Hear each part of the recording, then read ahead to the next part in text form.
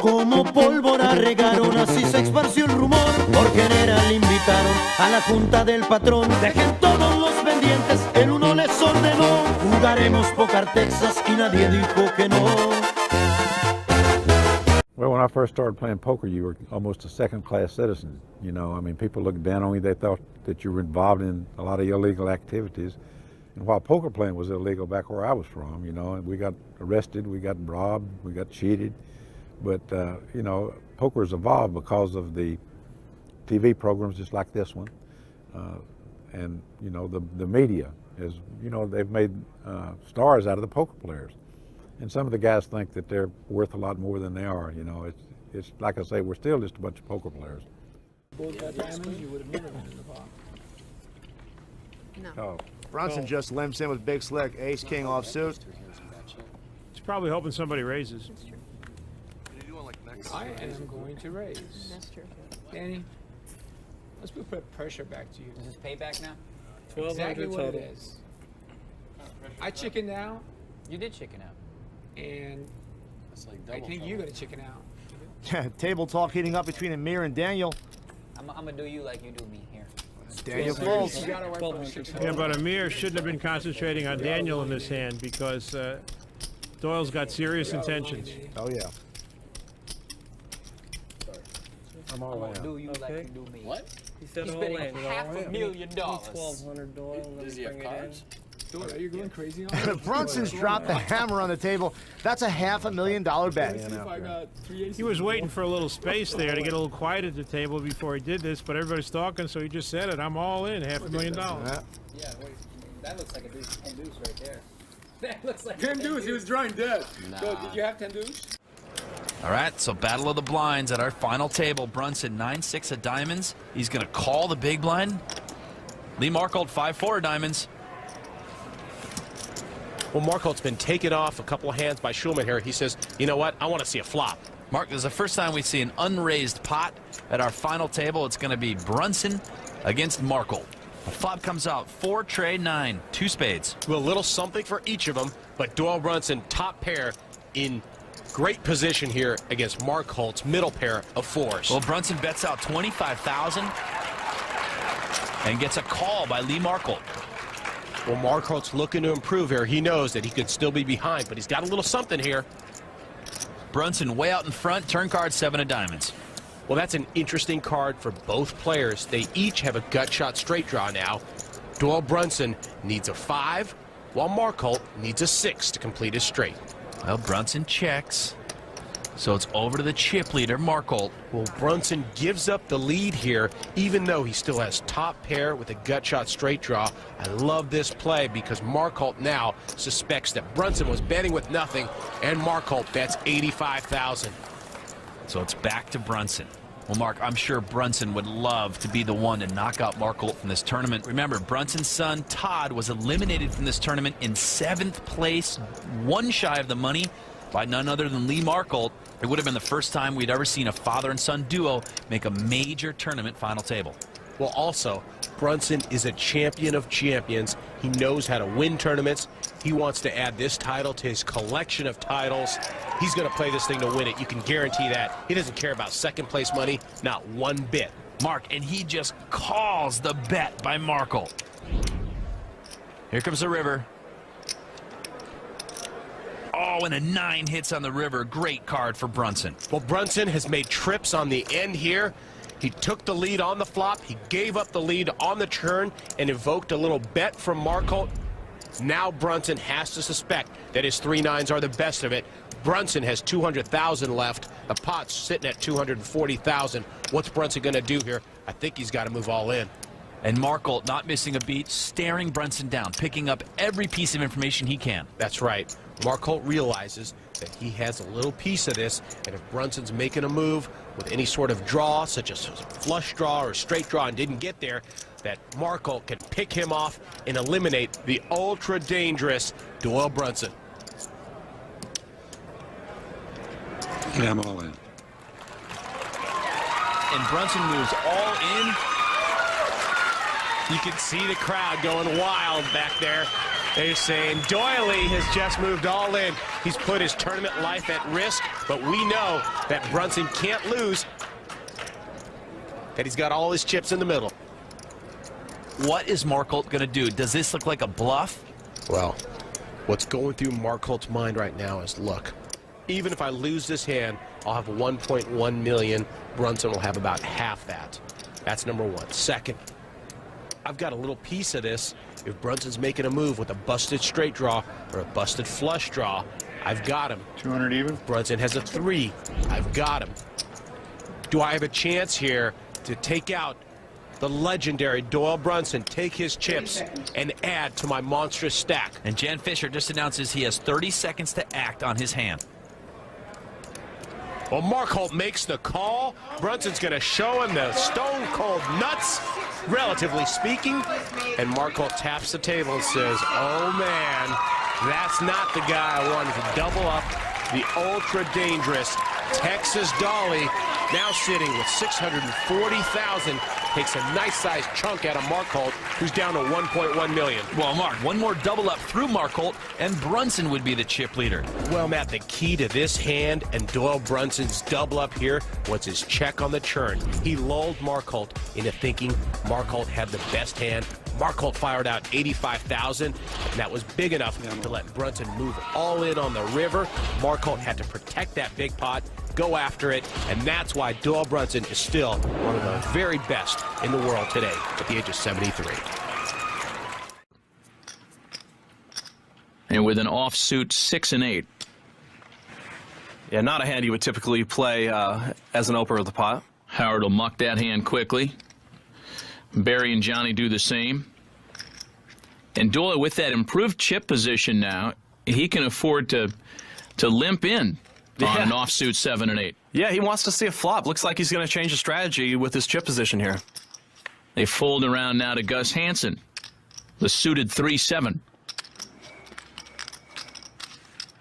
And he'll check. So 2 players on the flop. Flop is King 3 Jack with 2 diamonds. Gus Hansen's flop bottom pair, not a very big holding.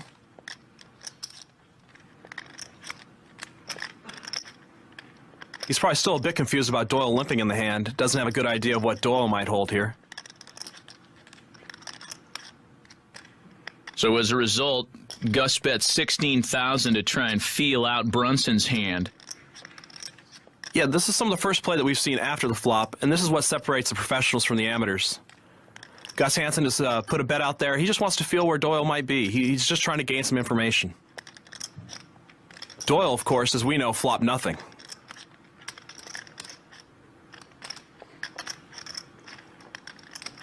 He may be thinking of raising Gus. Maybe he doesn't think Gus has much here. Instead, Doyle calls. Wow, that's interesting. So on the turn now, a 5 of hearts. Doyle called with absolutely nothing. He must be planning to bluff on this street. But he's up against an unpredictable player who could bet again, and Gus does not like to throw away hands. This is very interesting. Gus isn't holding on to a lot here, bottom pair. Gus can't feel good about his position. This guy's fearless. He bets 31,000 on that bottom pair. That's an amazing bet by Gus. He must think that Doyle has a straight or a flush draw, and he's just trying to make Doyle pay for that draw.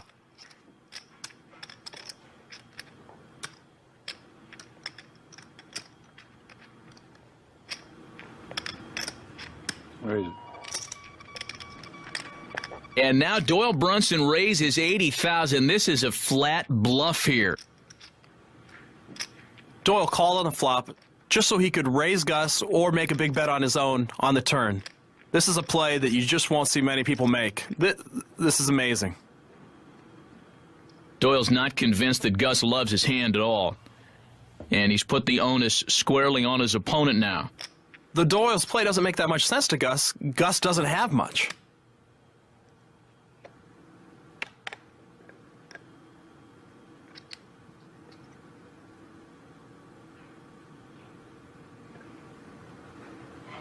And Gus folds, the wise old sage, in his bluff. And he reveals the bluff to boot. He wants to remind the table that he can play that young man's game as well.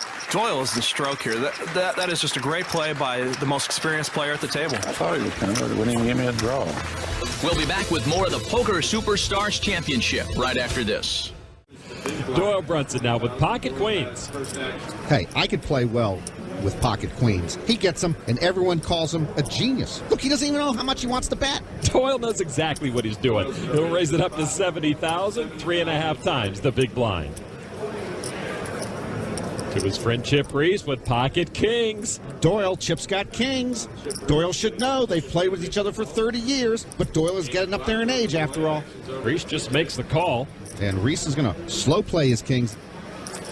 Let's see how that works out for him. TJ Cloutier still not finding cards he likes to play. Action on David Singer with pocket sixes. 70 it is? Singer finished 9th in the 2003 main event. He says, I took one for the team. If I had won in 2003 instead of Moneymaker, poker wouldn't have boomed like it did. Thank you, David, for that concession. And he's going to come into the hand, too. So 3 players go to the flop. Reese's Kings have the advantage. The flop is 2-3-7. A good flop for Omaha High-Low, but we're playing No Limit Hold'em. Reese's Kings still lead. 220. Doyle's going to bet 220,000 with the queens and 3 small cards on the board. And that's a spot where a lot of younger players would have pushed all in. The older players, though, are not as reckless. Doyle will wait and see what happens with his bet. I'm going to raise it. Well, a raise is going to happen from Chip Reese, and he's going to double it. He's going to make it 440,000 total. And Chip is playing this one, Coy. He has raised the minimum. Singer's pocket sixes shrink to nothing. He folds. Action back to Doyle. Yeah, you happy now, Pops? Huh? If you just look to your left, you'd see that Chip Reese had kings. How many years has he looked to his left and seen that? Well, Chip says that him and Doyle know each other so well, it becomes a mind game between them. So they have to keep adjusting how they bet with each other. Most people in Doyle's position right here, they'd be calling for sure, probably raising. He had some kind of pair. Brunson. I don't know which pair it was. Playing with those cards, and he does muck and expose one of the queens. What a fold. Queen? Great read by Doyle. Way down, huh? Way down. Is that what he showed? 2 queens? 1 queen. The other was probably an ace. He's not going to fold 2 queens there. What, Andy? He's not folding 2 queens there. He might. I don't know. He might, but... Why not? If he thinks they're read, he'll fold them. A lot of brain power under that cowboy hat. Not many people can make that lay down. I guess if I re-raised before the flop, he might not call it. I like 2 queens. Doyle might feel like the smartest guy in the room for that lay down right now. But it still cost him almost 300,000 chips. Men lie with king, queen offsuit. And he wonders what can he pull out of his bag of tricks. Calls the big blind. Doyle Brunson 10-3, almost 10 deuce. All in. Here comes the pressure again. Oh, maybe he thought it was 10 deuce, but Doyle just got caught. I have best hand, right? No, you just think you do. Well, we talked earlier about how it's never easy, and Doyle knows if he's going to get this bracelet on his wrist, it might be a long road ahead. Well, Doyle's been pushing hard. He backed himself into this corner, though. Thought it was the 10 deuce. Ah, you see? Yeah. He did think it was a 10 deuce. So men lie with a little better than a 2-1 advantage on Doyle Brunson. And lie all in. And now here's our flop. 8-3-9, Doyle with a pair. Doyle happy now it wasn't a 10 deuce because he'd be in awful shape otherwise. Doyle Brunson takes the advantage over men lie, that much closer to his bracelet. It's a 4, lie comes up empty. And Doyle inches 1 card closer to tying the record. That's actually an interesting point. Doyle Brunson in position to win his 10th. Indeed, men lie would need to get a king or queen on the river, or Doyle Brunson is back atop the mountain with Johnny Chan. Now the river. There it is. Doyle's done it. Doyle and Johnny Chan are such quality players and people. You just hope they can stay tied atop of the world until the end of time. The biggest name in the game of poker has proved that age is irrelevant. Doyle Brunson's the biggest name in poker. The combination of tournament success and side game success that he's had has been unequaled by anyone. And he's still a great player. I think he's 72 years old. I play with him on a regular basis, and he's still certainly one of the best players in the world. Doyle Brunson, my hat's off to him. He's just an amazing guy.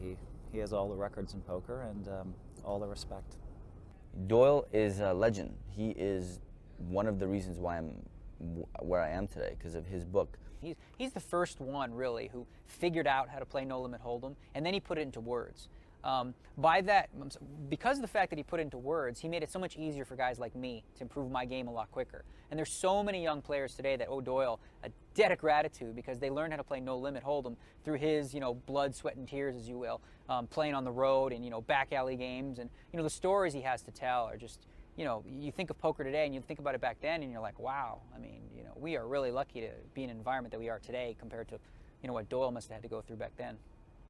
Se vio salir entre sombras, misterioso como siempre. Saludó a toda la bola, un barbón muy buena gente. Venía escoltando a su jefe con las 5-7 armado. Si atrás viene Samuel Fuentes, adelante viene el chavo. Quiero una baraja nueva y unas cervezas heladas. Somos 4 en la mesa, gordo, Javi, Chino, andas. Una silla está apartada, el chavo llegó deprisa. Creo que ya somos todos, vamos jugando de alida. Tomándose un traguito para ponerse en ambiente. En eso llegó el changuito, arremangando en su racer. El chino esperaba un póker, pero un 3 fue el que cayó. Era el de los dedos blancos que llegó y lo saludó. 24 horas jugando y el póker no se termina. Draca manda los punteros, vamos pa' la otra oficina. Fue muy buena diversión, la noche pasó volando. No se sabe quién perdió, pero alguien salió ganando.